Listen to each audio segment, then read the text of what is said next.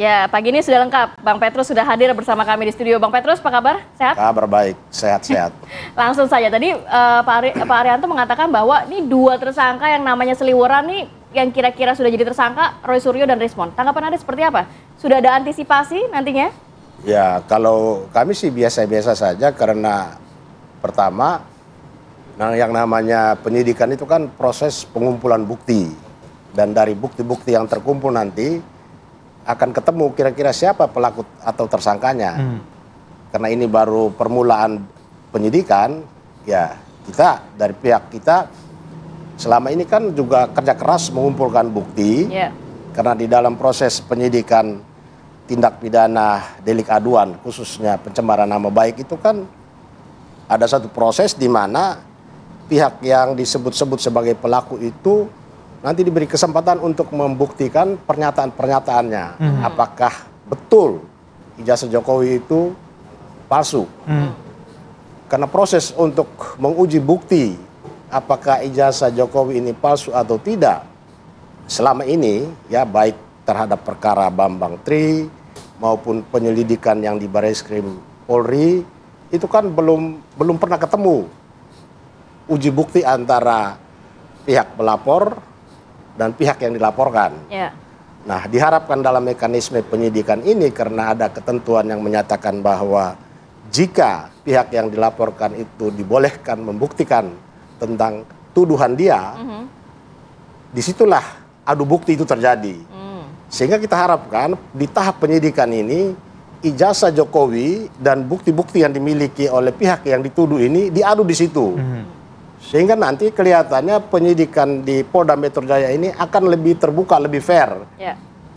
Kedua belah pihak akan diberi kesempatan yang sama untuk adu bukti. Jadi pihak Anda tetap yakin bahwa tidak dari sisi yang benar begitu ya? Ya, kita punya keyakinan bahwa apa yang dilakukan oleh pihak-pihak yang dituduh sekarang itu tidak masuk dalam kualifikasi tindak pidana karena yang dilakukan itu bukan untuk kepentingan Jokowi atau kepentingan pribadi mereka, tetapi itu semata-mata untuk kepentingan umum. Oke, Bang Rifai gimana tanggapannya? Ya, kembali lagi pertama kita tunggu proses penyidikan yang dilakukan oleh teman-teman penyidik. Tentunya mereka juga akan melihat ini dari pendapat kedua belah pihak ya, termasuk juga dengan melihat kaidah hukum selama ini baik secara norma maupun jurisprudensi Mahkamah Agung. Bahwa apakah pembelaan terkait kepentingan umum ya nanti kita akan lihat gitu ya. Sekalipun dari pandangan kami ini nggak ada kaitannya dengan kepentingan umum karena memang lebih kepada niat untuk mendiskreditkan Pak Jokowi ya.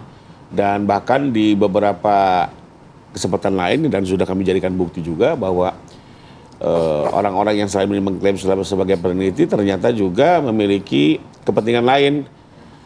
Itu terlihat dari kalimat-kalimat yang masuk ke arena politik, misalnya ingin mengasingkan Pak Jokowi.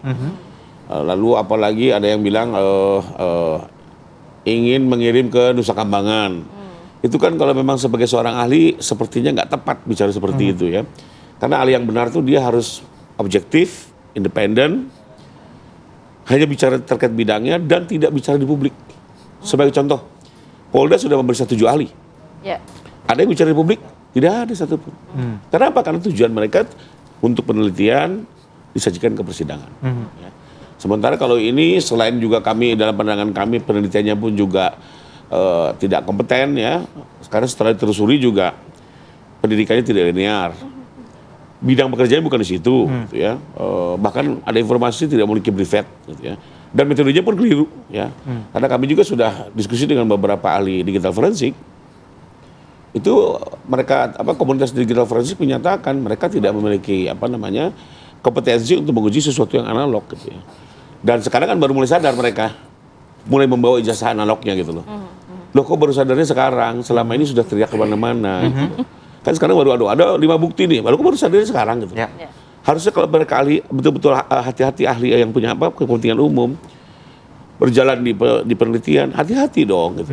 Jadi sekarang sudah terjadi gitu ya, dan sebenarnya juga kami masih menunggu kalau memang mereka sendiri ada niat menyadari kesalahan lalu meminta maaf, mungkin juga ini akan dipertimbangkan. Tapi semakin kesini kan kita lihat semakin kencang, bahkan seolah menjadi metode pembelaan. Ya sudah, kalau memang begini kita lihat saja ya dengan proses hukum yang ada.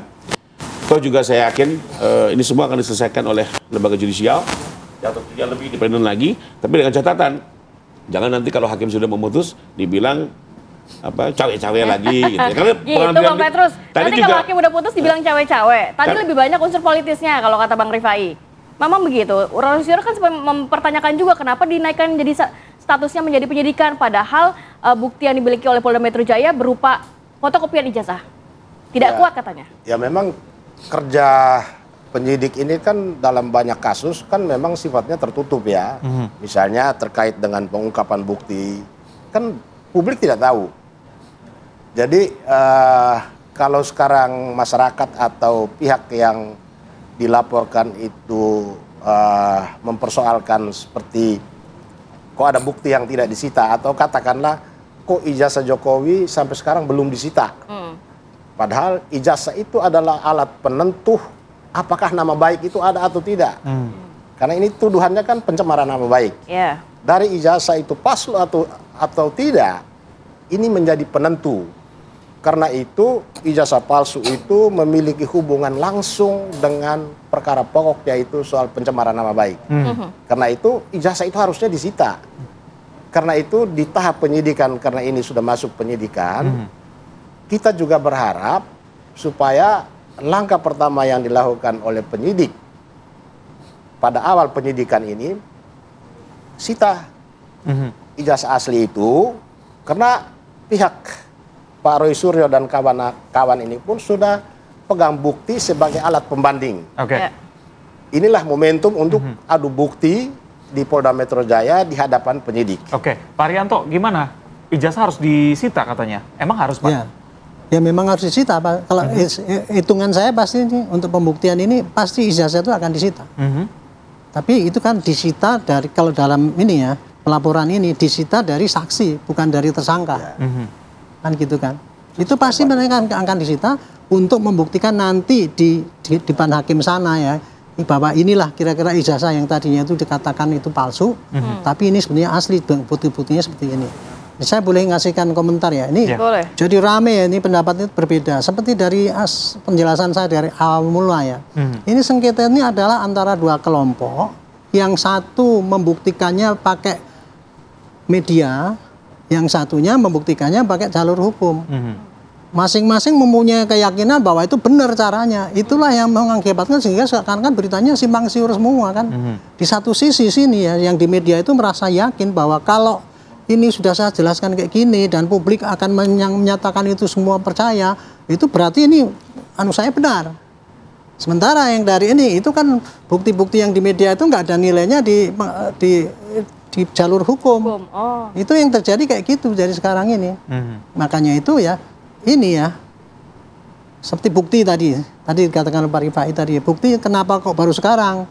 Itu saya juga melihat kemarin ya, Pak Roy katanya mendapatkan 5 contoh yang kenapa kemarin nggak dibawa ke gelar yang itu, gelar perkara khusus. Mestinya itu dibawa kemarin ini loh, tambahan bukti gitu, itu bukti yang tanpa menggunakan bukti. Aplikasi itu ya. Ya dia hanya menceritakan yang dulu-dulu kan nggak ada buktinya, cuman cerita-cerita gitu. Apalagi teknik di dalam dia memaparkan di dalam kemarin tuh yang gelar itu justru membuka dalam tanda petik kebohongan dia, karena kan saya meneliti dari uploadan sandi. Uploadan sandi itu kan digital kan, kemudian di print kemudian dibandingkan dengan ijazah yang lain, kan secara logika saja, bukan nggak usah ahli ya. Print-printan sekarang kan kertasnya pasti kertas sekarang dibandingkan dengan ijazah yang lama gitu, ya pasti tidak identik. Nah dia itu ya jelas itu caranya itu salah, tapi itu diyakini benar bahwa saya meneliti 100% sampai 11 triliun persen itu kan kayak gitu. Itu karena keyakinan atas kebenaran cara yang ditempuh. Padahal itu kalau dalam teori pembuktian itu dengan membuktikan apa itu barang bukti, bukan barang bukti itu. Kalau teorinya Pak, harusnya itu kalau menuduh ijazah palsu, harusnya begini loh, Pak Jokowi ijazah palsu, buktinya apa ini Pak? Buktinya ini, bandingkan nanti dengan aslinya. Kan gitu mestinya, tapi kan itu nggak ada. Kemudian sekarang ketika ditanya kenapa kok nggak ada, ya saya nggak pernah ditunjukkan. Nah, kayak gitu kan. Contoh lagi kemudian dia katakan, Pak itu yang diupload oleh si Sandi itu kan belum tentu yang asli. Ya salahkan dia dong, jangan salahkan saya. Coba itu logikanya masuk akal nggak itu?